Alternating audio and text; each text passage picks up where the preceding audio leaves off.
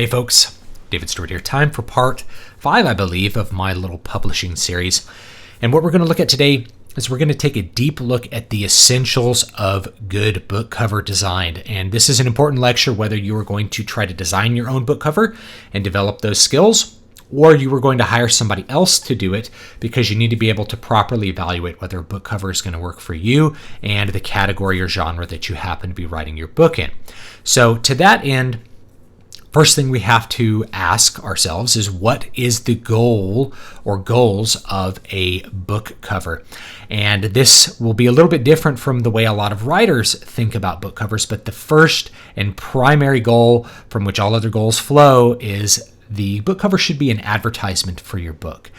What you want is for somebody to see a book cover and see it on the shelf and it makes them feel a certain way, and they pick it up and they look at the back cover and then maybe they buy the book, or more likely for you, they're going to see the thumbnail on Amazon. It's going to catch their eye. They're going to click on it, read your blurb, and hopefully buy your book and read it. So the first and most important piece of the ad copy and marketing is going to be the book cover. That's why I say it's one of the things that if you're going to spend money on releasing your book, a book cover is probably the best investment that you could make for that reason. So the first goal is as an advertisement.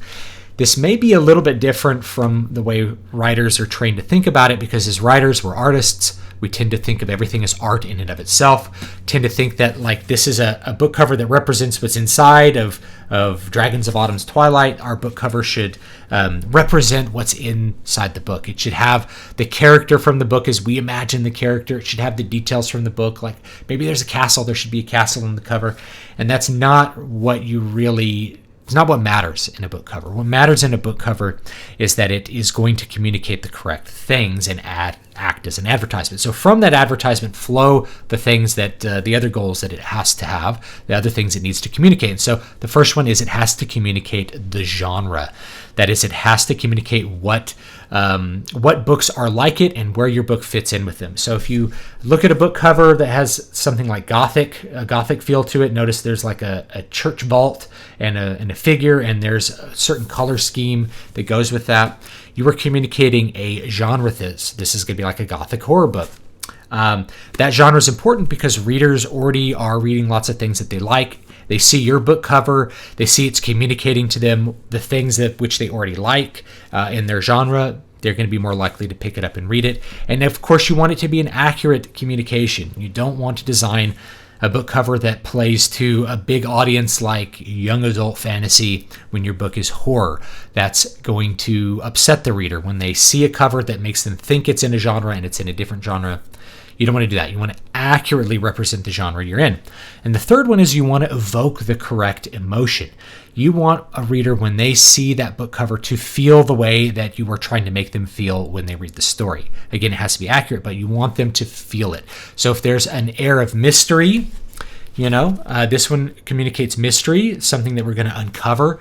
That's what you want the reader to feel right away. You don't want them to feel something that is like sexual or is titillating when in fact you're wanting to have something very mysterious, or vice versa. You don't want to play at mystery when it's going to be a romance novel or something like that. So those are the three goals: act as an advertisement, communicate the genre, and evoke the correct emotions. And from that, there are a couple of main components that are going to actually do that. So the first one is the title, not just the words of the title, which I've talked about in a previous video, but the way that the title is actually set, what font you're using, what typeface you're using to communicate the genre, communicate all those things. Different typefacings work for different genres. So just as an example, I'm going to give you one that actually crosses a couple of genres because I think it's very interesting to look at. This is one by a friend of mine named John Delarose. It's called Justified, the Saga of the Nano Templar. This is book 1. There's 3 books. Second book will be coming out here at some point. And right away, we have a bunch of these elements. So the first one is the title. And you can see the title actually communicates something a little bit different from normal. This is a sci-fi book, as you could probably tell, or a space opera book. but the font that's used in the title has these little curly serifs, which would make you think of something more medieval and more fantastical, but that's important because Saga of the Nano Templar. This is basically a Templar in space kind of book. And so this is bringing in a little bit of the secondary genre. There's a secondary genre which is going to be fantasy, high fantasy, or Christian fantasy. And so that font choice for the title brings in that secondary genre, while the main image communicates the primary genre, which is science fiction. The author name, what font you use for the author name, will also communicate that. Notice that this is a blocky sans serif font. That's what you use in science fiction. So the author name communicates the science fiction element. Notice the author name is inferior to the large title font, and the title font communicates a secondary genre. You have the central image, what I call the central image. The central image would be this figure. It's usually going to be a humanized figure, but it could be an object. And I'll talk about a couple of different cover designs to that effect as well. Central object design or a central figure design, you have to decide which way you're going to go. In this case, it's a central human figure. The human figure tells you basically everything you need to know about this story. There's a laser sword, like a lightsaber. There's bright lights. He's clearly wearing a spacesuit. He's the hero. He's masculine. You can see he has these metal muscles. It kind of makes you feel the right way. Like this is a heroic book about some sort of space adventurer in armor. And the little touches of the heart of the armor are also bringing in that extra medieval feel, that fantasy feel. There's also what I call the auxiliary image, not the background, because these are going to be things that are outside the main image. It could be a design element like some curlicues. Just for this cover as an example, you have, because this is a great cover, besides giving John a plug, I think this is just a great cover that I would love to duplicate sometime in some way. But you have a moon, so you have a planet, which lets you know that you're in space. You don't even really see the stars, but they're out there somewhere. And you see all this destructed rubble and spaceship feel. Whatever this is, we can't even really tell what it is, but it makes us feel the right way. There's chaos. There's explosions happening. There's lots of debris flying around. These are all auxiliary images. These aren't in the background. They're just not the main focus, which is going to be the figure.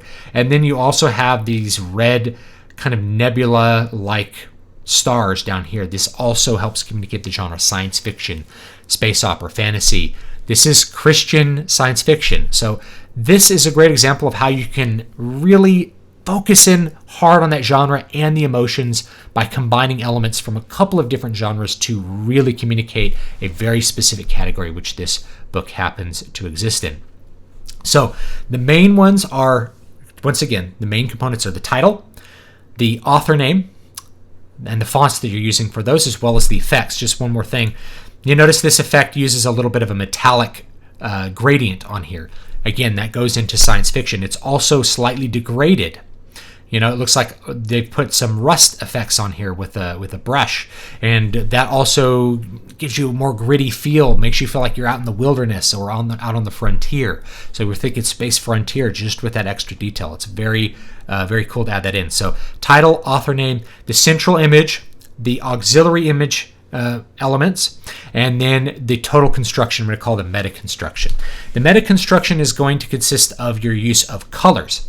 So again, if we go look at this one, we notice that it is going to be blue and red. There's red down here, there's red in the lightsaber, and then there's blue everywhere else. And the rest of the colors are gray. So there's only two primary colors. You usually are not going to go too much past two colors, and I use this for my designs just to show you some of my designs. And you can see this on lots of popular ones, which we'll look at in this video. So like my original design in Muramasa was literally just one color, red, red and black. So red is the main color. And I use that for the revised one, which is primarily red. Red is really the only color that you see. If you look at my fantasy books, green and a little bit of red. So two colors, green and red. And then I use the yellow to contrast with the green. So green and yellow is what I use for a lot of my fantasy books, and that gives them a really consistent feel. The third color, the red, it's just very, very small. I did the same thing with needle ash, wherever that is. It's over here. Same thing. It's green and yellow, and then just red on his on his little jerkin there, or whatever that actually is. I'm not sure if that's like a coat of plates. I think it's like a coat of plates, you know. So anyway, you have that there. Brigandine, I don't know quite exactly what armor he happens to be wearing there. But you get a little bit of red and a little bit of yellow, a little bit of green. So there's 3 colors. You don't want to go with a whole bunch of colors. So the more colors it is, the less it stands out on the shelf, and the less it stands out when you see it on Amazon. So those are the important components, and each of those you should study your genre to figure out what you're trying to communicate. So science fiction, it's primarily sans serif fonts and metallic, a look of metallic kind of textures and things on the fonts. The auxiliary images are going to include, you know, space, and the main images are going to include spaceships or people, whatever you're looking at there. And there's one of these for every single genre. So romance will have kind of maybe curly Q fonts, kind of script fonts. Main image is going to be a dude's abs, a dude with abs, maybe probably with the top part of his head cut off. And the author name is going to be in a standard serif font. If you don't know the difference between serif and sans serif, I'll dig into that in a future video. But sans serif would be, you know, like Arial, and serif would include, you know, the little extra little bits on the edges of the letters. Okay, that's the difference between serif and sans serif. Now, let's go over a couple of overall guidelines for designing a book cover. So the first and most important guideline is the KISS principle. Keep it simple, stupid. I showed you a very complicated book cover, but if you're doing your own, or if you're looking to have one designed, the simpler it is, probably the better it's going to be. You notice that I've actually showed this one before, because I've showed how to duplicate this in a free program. This is actually an incredibly simple book cover design. It's very generic. It's very basic. A complete beginner could recreate this book cover with no problems, and I've shown how to do it. So this is Name of the Wind by Patrick Rothfuss. This is a bestseller. And there's a couple different versions of this book cover image. They're all basically the same. It's a landscape and a figure. And the figure you see from behind, which evokes a feeling of mystery. And the color blue also evokes a feeling of mystery or suspense a little bit. And then we have serif fonts for the author, Patrick Rothfuss, and we have serif fonts for the title of the book. And this is incredibly simple, very straightforward. This would be a fine book cover to sell. It would fit in and be okay. I would say this one is maybe too basic, but it's a bestseller, and it does what it's supposed to do, and so it works to that end. So keep it simple, stupid. Limited color palette, I just mentioned that. So you want to have one main color and one, possibly 2 contrasting colors. So notice with the Patrick Rothfuss one, we have 2 colors, blue and yellow. Yellow in the title, white for the author name. That's pretty standard. That's, in fact, what I tend to do. So I have, you know, yellow in the title of the book, white for the author name, even green for the other letters. It's just mostly about the color green and the colors yellow. So 1 to possibly 2 contrasting colors.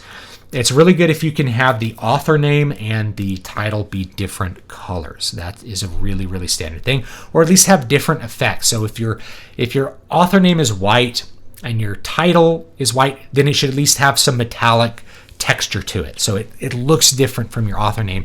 And your author name and your title should be different fonts in general. The color should fit the emotion. Colors like blue and green evoke mystery or the fae or fantasy. Colors like red tend to evoke fear, anger. Colors like purple tend to make you think of magic.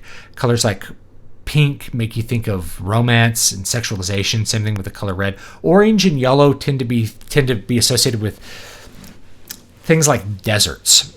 So if you're writing a book that's in a desert or a western, yellow is a very good color for that. Otherwise, yellow is probably too bright and profound a color. In general, you want your book covers to be fairly dark and to have a lot of high contrast. So if I just look at horror, I just typed in horror here, you can see that we have right here, The Haunting of Auburn House. Let's take a look at the elements here because it communicates all these things. So we have a central image, which is a decrepit house. We have one color, which is a very slightly teal color that's very muted. It's almost black and white, but there's a little bit of a teal. We have a moon element as an auxiliary one. We have dead trees as auxiliary elements. This font, I have actually used this font. I don't know exactly what it is off the top of my head, but notice we have a degraded font. So the font is made to look like it's made from an old metal type, whatever it is. And you have two fonts here. You have this serif font, and then you have a kind of a cursive font, actually three, and then you have this. And we can see that the author name is basically in the same font as this, which you can do, but usually you like to have them a little bit different. But we do have a little bit of contrast here. This is an auxiliary element with this fading line right here. All of these are pretty easy to design. Notice there's not much to this. This could be a stock photo that you just put some words on, and you could design your cover that way, and it would probably work. Keep it simple, stupid. Now, the title, this is a good one. The title should be in the correct font for the genre. I mentioned the crossing genres for John De La Rosa's book. In this one, this definitely communicates a horror or a ghost story, as does the word haunting. Makes you think of ghost. And I wrote a ghost story. It'll probably come out 2020 that uses some fonts like this. And I actually did a very, very simple book cover of a painting that was in the public domain that kind of inspired the story, and I just used it, and it looked good, and so that's probably what I'll continue to use when I actually release it. I could also redo it with something more along these lines. The title, just like you can see here, should take preeminence over the author name. The title is the brand of the book. You're only going to use the author name bigger than the title if the author name is the brand. So with something like Anne Rice, with this this paperback, Anne Rice is a big name. People recognize Anne Rice, so it's just as big as the title font. Stephen King, it'll be Stephen King, and then the title will also be big. So unless you're a famous author, you don't really need to make your name bigger. You just need to make your name on the cover somewhere so people know that it's you, and the title should take preeminence over your author name in terms of size and design. Notice when we look at John's cover, Justified is all the style is in the title of the book, not really in his author name. That's a good piece of design. There should be a bright and contrasting color from the image if you are doing a title. Notice the name of the wind. We have yellow and blue. Yellow and blue is very popular. You can do yellow and green. You want the title to really, really pop out. Here's Dan Simmons, who's been unpersoned recently, so let's support him. Fall of Hyperion, nice bright white compared to some darker colors with the cover. This is a trad pub cover. Makes me think of old pulps. I really like it. So you do want a nice big contrast between the image and the title. When I talk about specifics of how to design some basic book covers for you guys, and I'm going to give you 3 or 4 different options for a couple of genres that you could do yourself. I'll go more into specifics about how to execute that. Author name should be in a different font, should be inferior, preferably in white. So you usually want your author name to be in white, and then you can have the main title be in yellow or some other color. So my name's in white, so usually you want that in white. The central image should be 1 or 2 objects, preferably people. You could do an object cover, which is what I did for Crown of Sight. Where are you hiding? It's hiding in the back here. Crown of Sight. It's a central object cover design. I'll show you how to do this. We have blue and bright white yellow with over a red background. So 3 colors. I'm kind of pushing with 3 colors, but it looks good. Most people would do 1 color or 2 colors, but this really pops with the blue on the red and the blue crown. I colored it this way. The images didn't start with this color, but notice my name's in white down here at the bottom. So the central image should be 1 object or 1 person. There's 1 person. Sometimes 2 people. You can do 2 people and should evoke the emotions. Notice we have a dude in weird armor and then a guy with a cape. We're like, what is this? What's going on? This is actually book 2, I think, but you get the idea there. So romance would be a dude with abs. If it's vampires, it would be maybe a pretty girl or a beautiful man. For fantasy, it'd be like a person with a sword. You'd be in a silhouette if you want mystery. You could have a pretty girl for fantasy. You can always have pretty girls for fantasy or for any genre.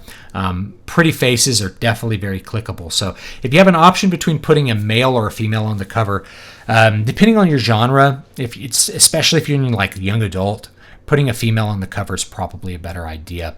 It's just going to get more clicks. I've tested it on YouTube and other places.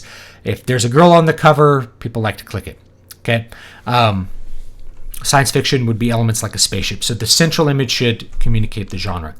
The auxiliary image should give you any additional information you need about the setting. So the central image should communicate the genre and the feelings. The auxiliary images, the auxiliary parts of the design should really cue into the setting. So if it's in space, you show a planet. If it's a sci-fi where they're like post-apocalyptic, you show a ruined city. It should really heavily reinforce the genre. Fantasy, it should be a forest or castles or some combination thereof for standard fantasy. For romance, it should be a beach or maybe a castle if it's got a castle setting, whatever setting the romance is in, a building if it's an urban romance, whatever it's going to be.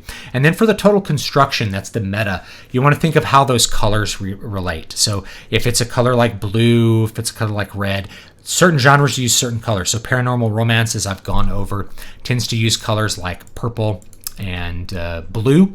If I look at vampire romance here, we'll see that blue and purple are really, really present.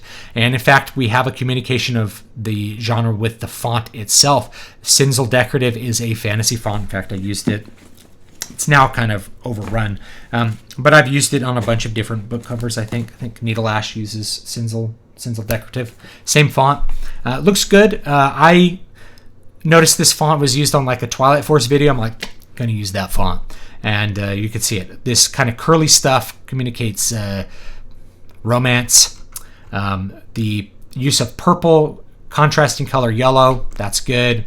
It's going to communicate yellow and purple, pink and white, red, which is going to be more of a dark thing. Vampire mate, red. This is going to be more danger.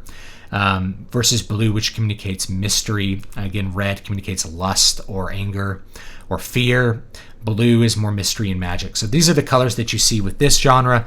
That's all meta construction. What colors are you emphasizing? Where are you placing the title? What parts of the image are you trying to put up front for the reader to look at? So in this case, it's a pretty girl.